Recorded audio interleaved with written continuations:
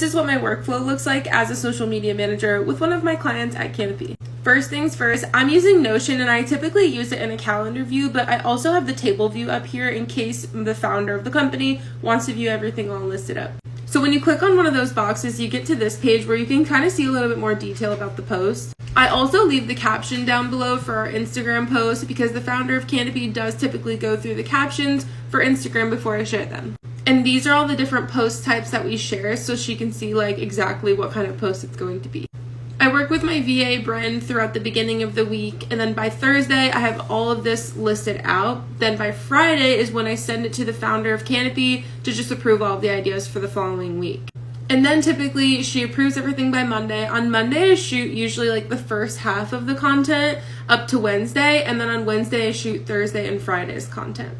And we only work 1 week in advance because we talk about social media at Canopy. We can't really usually work too far in advance.